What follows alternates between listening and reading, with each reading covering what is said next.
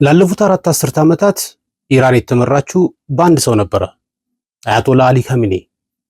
በአሜሪካ እስራኤል የሚሳኤል ጥቃት ከባለቤታቸው ጋር እኚህ ሰው ተገደሉ። የእሳቸውን መሞት ተከትሎ ታዲያ ኢራን አዲስ ፍጹማዊ ሃይማኖታዊ መሪ መርጣለች። ልጅየው ሙስጠፋ አሊ ካሚኔ። ሰውየው ብዙን ህይወቱን ያሳለፈው በአደባባይ እይታ ውጪ ነበር። አሁን ይህ ሰው የመጨረሻውን የሀገሪቱን የስልጣን እርከን ተረክቧል። በሱ ሹመት የሚሰጡ አስተያየቶች የተደብላለቁ ቢሆኑም በአንዳንድ አካባቢዎች ግን ሹመቱ ሲነገር ከፍተኛ ደስታን ፈጥሯል። እስቲ በሹመቱ ምክንያት ኮም በምትባል ከተማ የተፈጠረውን እንደሚመለከተው ላሳያችሁ። ሙጅተባ ሁሴይኒ ኻሜነኢ ራ በር አሳስ ነቅል ቃዚአን ነማየንደጋን ሙህተረም መጅለስ ኹብረጋን ረህበሪ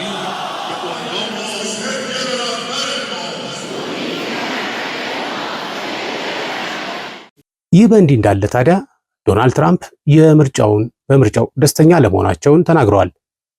እንደሳቸው አባባል አለ እሳቸው ቡራኬ ቀጣዩ ፍጹማዊ ሃይማኖታዊ መሪ ቀጣይነት የለውም ብለዋል። በሌላ በኩል ደግሞ ራሽያ እና ቻይና ከሙስጠፋ ጎን ሆነዋል። ሞስኮውን እንደውም የማያዳግም ድጋፍ እንደምታደርግ ቃል ገብታለች። ነገር ግን በትክክል ሰውየው ማን ነው? ሙስጠፋ ኻሜኔ ማን ነው? ለምን ኢራን እሱን መረጠች? ይህ ምርጫስ ስለ ወደፊቱ የኢራን ፖለቲካዊ ሁኔታዎች ምን ይነግረናል? በኢራን መንግስት አመራር ውስጥስ ይከፋፍላቸው ይሆን ወይስ ከመቼውም በላይ አንድነት ያመጣላቸዋል? ሰውየው ማን ነው ከሚለውን ጀምር። ሙስጠፋ ኻሜኔ የተወለደው እንደ አውሮፓውያን አቆጣጠር በ1969 ባሻድ በምትባል ከተማ ውስጥ ነው።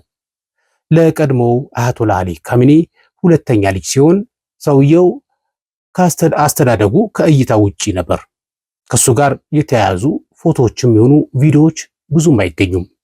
የልጅነት ህይወቱን አቅጣጫ የቀየረው ታዲያ አንድ ሁኔታ ነበር። እንደ አውሮፓውያን አቆጣጠር በ1980 ለ8 ዓመታት የቆየው የኢራቅ-ኢራን ጦርነት ነው። በወቅቱ ሙስጠፋ ገና አፍላ ወጣትም ስለነበር ወደ ኢራን መከላከያ በመግባት ጦርነቱን ተቀላቀለ። ጦርነቱ ካበቃ በኋላ ደግሞ ከአደባባይ እይታ ውጪ ዳግመኛ ጠፋ።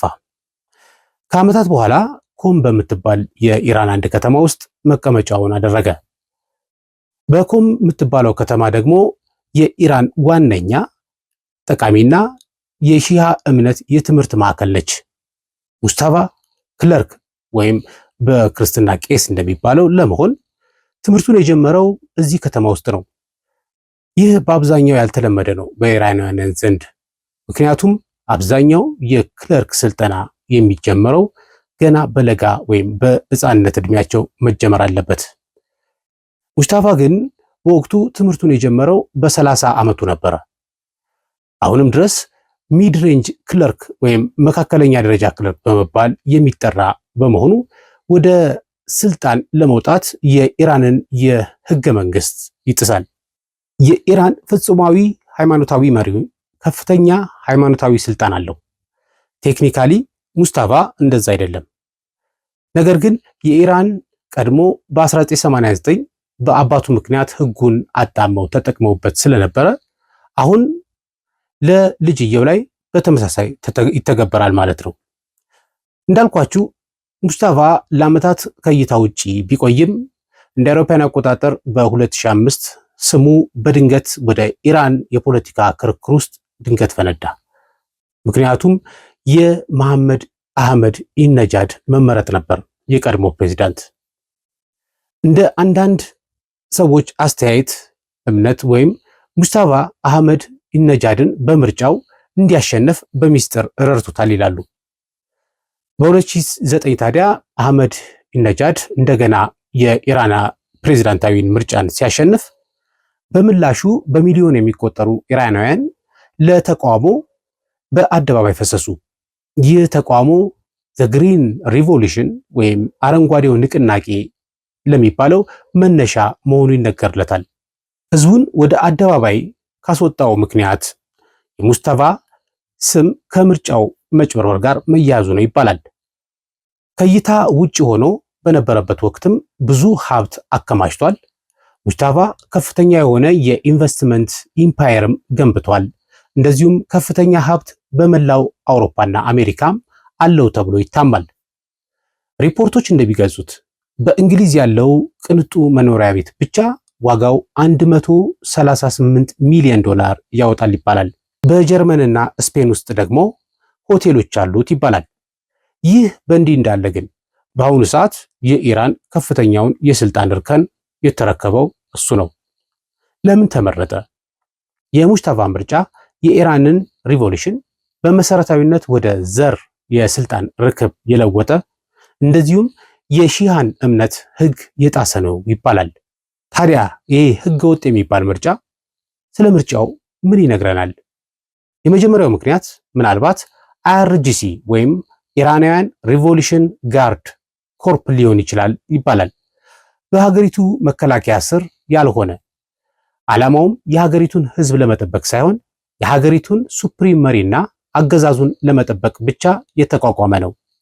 አይአርጂሲ ሚሳኤሎችን፣ የስለላ ተቋማትን፣ በውጪ የሚገኙ ሚሊሻዎችንና ሰፊ የሆነ ኢኮኖሚን ይቆጣጠራል። በተዘዋዋሪ የኢራን ዋነኛ የወታደራዊ ኃይልና የኢኮኖሚ አቅምን የያዘው ይህ ወታደራዊ ተቋም ነው ማለት ነው። ሙጅታባ ካሚኒ ደግሞ ከዚህ ተቋም ጋር የጠበቀ ግንኙነት አለው። ሙጅታባ የጠበቁ ግንኙነቶች ከአይአርጂሲ ጋር መፍጠሩ በሀገሪቱ ውስጥ ከፍተኛ ተሰሚነት እንዲያገኝ ረድቶታል።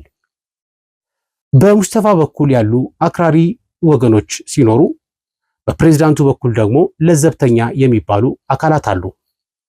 ታዲያ በእነዚህ በሁለት አካላት መካከል ከፍተኛ የሆነ የአቋም ልዩነት አለ። ይህ ሁኔታ ታዲያ ኢራንን ይከፋፍላት ይሆን? ይህንን ለመመለስ ባለፈው ሳምንት ማብቂያ ላይ የተፈጠረውን ማንሳት ያስፈልጋል። የኢራን ፕሬዝዳንት መሱድ ፔዴሽካን ባወጡት መግለጫ ላይ ኢራንን ጎረቤቶች ይቅርታ ጠይቀዋል። በጎረቤቶቻቸው ላይ የደረሰውን የሚሳኤልና የድሮን ጥቃት ይቅርታ እየጠየቁ ኢራን ከጎረቤቶቿ ጋር ምንም አይነት ግጭት ውስጥ መግባት እንደማትፈልግ አትፈልግም በማለት ፕሬዝዳንት ፔዴሽካን በመግለጫቸው ዲፕሎማሲን አስቀድመው ተናግረዋል። ይህንን ተከትሎ ታዲያ አክራሪው ኃይል ተቃውሞ አደረገ። ጥቂት ባለስልጣናትም ፕሬዝዳንቱን አብጠለጠሉት በሚዲያ ወጥተው።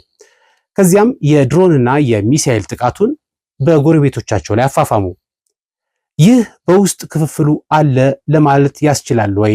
የፖለቲካውን ሴራ ፕሬዝዳንቱ በለዘብተኝነት፣ ክለርክ ሙጅታባና አይአርጂሲ ደግሞ በጎን የወታደራዊ ኃይሉን ጨዋታ እየተጫወቱ ይሆን ይችላል። በአንድ በኩል ዲፕሎማሲውን፣ በሌላ በኩል ደግሞ ወታደራዊውን ጫና በመጠቀም ምናልባት በጥንቃቄ የሚሰራ የማመጣጠን ስራ ሊሆን ይችላል። ይህ ነገር መከፋፈል ይሁን መተባበር መሆኑን በእርግጠኝነት ለመናገር ቢያስቸግርም ሙጅታባ ካሚኒ በአሁኑ ሰዓት ኃላፊነቱን ተረክቧል። አገሪቱን ወደ ብልጽግና ይወስዳታል ተብሎ ቢታመንም ነገር ግን አካሄዱ ግን ከዚህ በተቃራኒ ይመስላል። ይህ ሰው በጦርነቱ ከማንም በላይ የሚቀርቡት የቤተሰብ አባላትን ያጣ ነው። በቅርብ የሚያውቁት እንደሚናገሩት ሰውየው ምዕራባውያንን በጽኑ ይጠራጠራል፣ አያምናቸውም። የወደፊቱ ኢራን የምትመስለው ግን የተለየ አመራር የምታገኝ አትመስልም። ሙጅታባ የአባቱ ምክትል ስለነበረ ብዙ ጠቃሚ ነገሮችን ተምሯል። 90 ሚሊዮን የኢራን ህዝብን እንዴት መምራት እንደሚችል፣ በጦርነት ጊዜ ታዲያ ከግድያ ማምለጥ እንዴት እንደሚችልም ጨምሮ ማለት ነው። የመጨረሻው ነጥብ ግን ጠቃሚ ነው። እስራኤል አንድ ነገር ግልጽ አድርጋለች። ማንም ይሁን ማን የኢራን ቀጣይ መሪ የሷ የጥቃት ሰለባ ይሆናል። አብሬያችሁ የቆየሁት አቤል ወርቁ ነበርኩኝ። በሌላ ፕሮግራም እስከምንገናኝ ጤና ይስጥልኝ።